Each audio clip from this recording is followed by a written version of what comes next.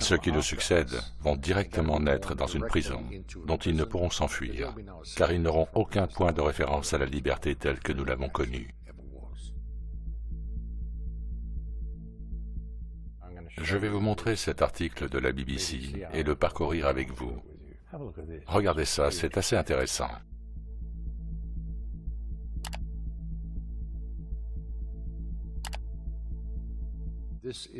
Ceci est le site web de la BBC.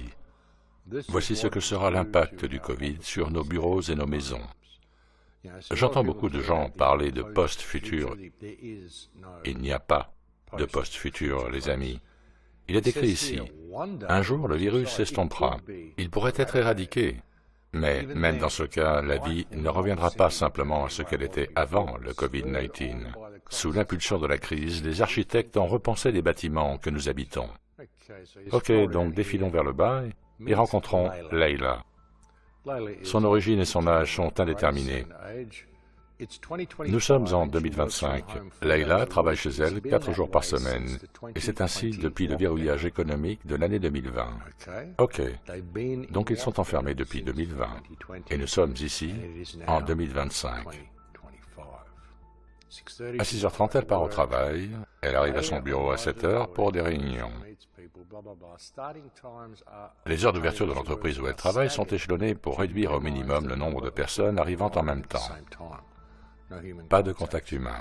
Ses journées de travail sont principalement consacrées aux réunions. Fini les jours où elle allait au travail pour bosser sur son écran. Elle peut le faire chez elle. Au rez-de-chaussée du bâtiment, Leila se place devant un scanner corporel thermique pour vérifier que sa température est normale. Aujourd'hui, elle a 36,5, donc elle passe. Une caméra utilisée pour la reconnaissance faciale l'identifie en tant que membre du personnel et la barrière de sécurité s'ouvre. À aucun moment, elle ne touche quoi que ce soit. Leila est sur un cheminement sans contact. L'ascenseur qui l'amène à son bureau au 4e étage est activé par la voix. La technologie sans contact a remplacé les gros boutons. L'occupation maximale de cet ascenseur est de 2 personnes. Des ascenseurs activés par la voix, les amis. Si vous vous faites enfermer par le système de crédit social une fois que tout est géré de manière biométrique et partout sans contact, ils savent tout sur vous, tout ce que vous faites, tout ce que vous dites, tout ce que vous pensez.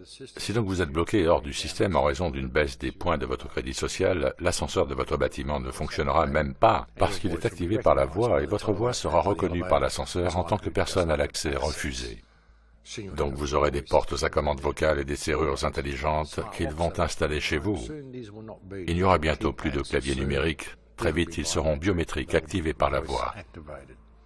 Et si votre crédit social est trop bas, elles ne s'ouvriront tout simplement pas pour vous. Au 4e étage, elle marche dans le couloir et passe la porte. Ceux-ci sont plus larges qu'auparavant pour garder une distance entre le personnel et réduire ainsi les chances de transmission du virus. Bien sûr, c'est ce qu'ils disent, mais c'est juste pour nous garder séparés. À la porte, Leila utilise un désinfectant pour les mains. Elle y est tellement habituée qu'elle n'y pense même plus. Elle s'installe à son bureau. Une grande partie du mobilier ainsi que les panneaux muraux et les façades sont fabriqués à partir d'un matériau antibactérien, antimicrobien, qu'il est plus facile à nettoyer et sur lequel les bactéries ont plus de mal à se fixer. Leila se fait un café dans la cuisine où les plans de travail sont également antimicrobiens. Les poignées des tiroirs et des armoires sont en cuivre. C'est plus coûteux, mais c'est un matériau naturellement répulsif pour les microbes.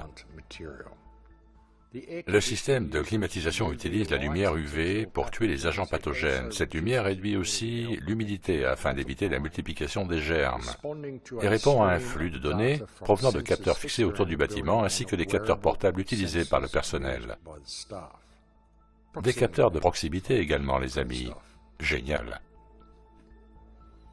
Le bureau est complètement, etc., etc., etc.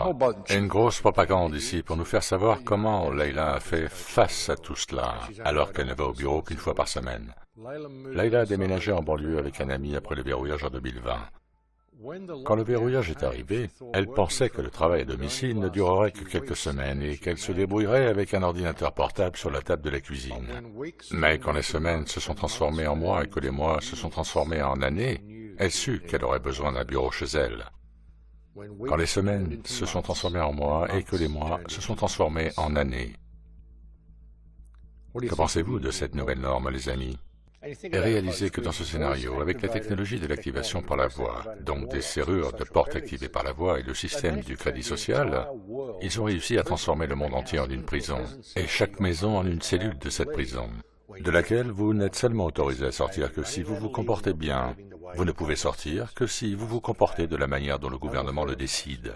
Vous devez bien vous tenir. Plus de liberté, les amis, rien du tout. Le monde entier est désormais une prison et chaque maison est désormais une cellule de cette prison. Super plan, plan magnifique. Et le problème est qu'il est en train de fonctionner et qu'il fonctionnera plein tube si les gens ne se rendent pas compte de ce qui se passe en ce moment. C'est très sérieux, les amis. Ce qu'ils veulent faire à tous les niveaux. Isolement total. Vous travaillez chez vous. Aucun contact physique avec quiconque. Un travail totalement privé de contact humain. On ne touche rien. On ne touche plus les autres humains. Cela fut un sacré changement pour Layla, ainsi que pour des millions comme elle.